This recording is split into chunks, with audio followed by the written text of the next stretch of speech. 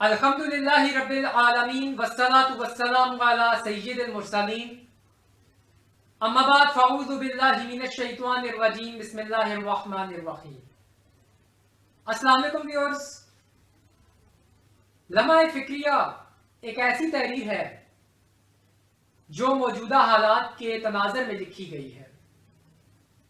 یہ تحریر جو کہ میرے والد محترم جناب قاضی تنویر احمد صاحب نے لکھی ہے، یہ مسلمانان عالم کو بیدار کرنے کی ایک کوشش ہے۔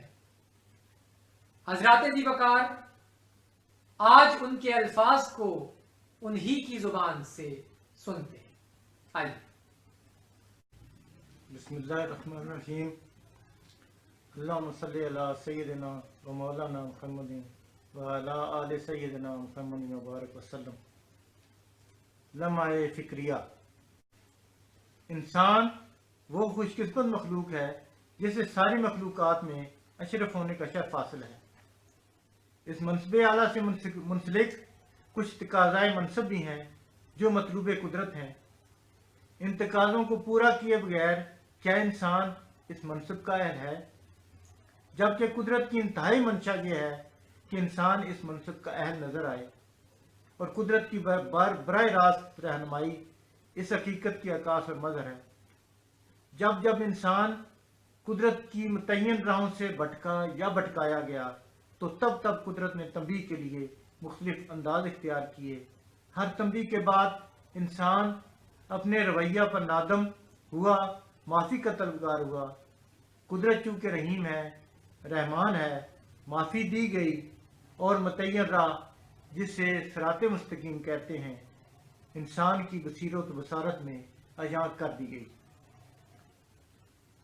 خود سے نکلنے سے آج تک کی تاریخ بصورت تصویر اپنے تمام تر خوشنما اور بدنما رنگوں سے سجی اور بگڑی صفحہ اثر پر مجسم دیکھی جا سکتی ہے۔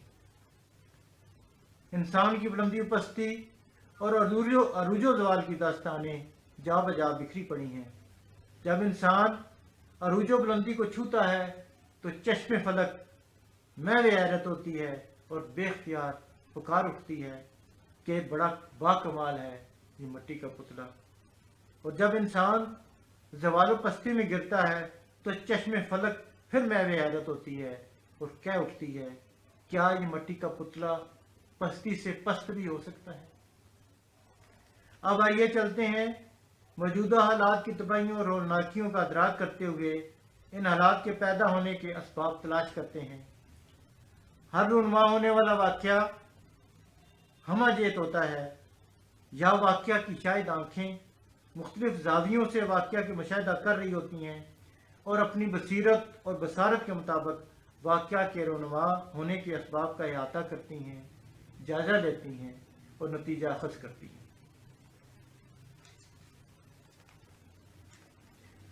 ہم خوش قسمت کہ حلقہ بگوش دین مبین ہمارے ہادی و رہبر و رہنما سردار الانبیاء صلی اللہ علیہ وآلہ وسلم ہمارے کندھوں پر انسانیت کی رہنمائی کی بھاری ذمہ داری اس انداز سے کہ ہمارے افکار و افعال، اقوال اطاعت رسول صلی اللہ علیہ وسلم اور بندگی خدا کا مظہر ہوں۔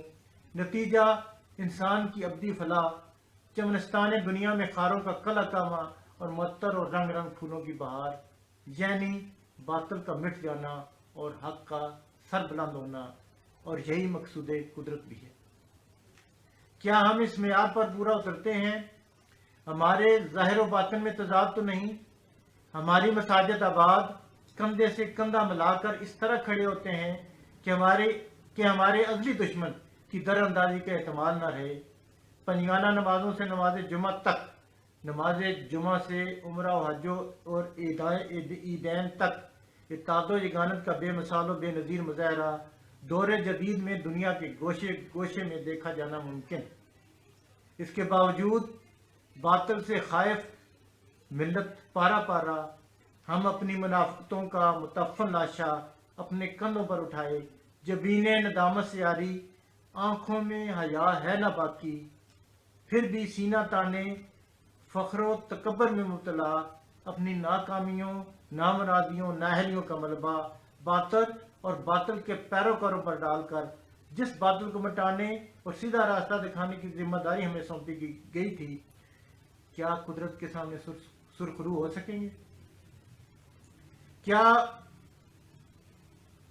उम्मत मुहम्मदिया की मैशियत और माशरत उन्हीं खतूत पर उस्तवार है जो खतूत नबी अकरम सल्लल्लाहु अलैहि वसल्लम ने मुतय्यन फरमाए थे?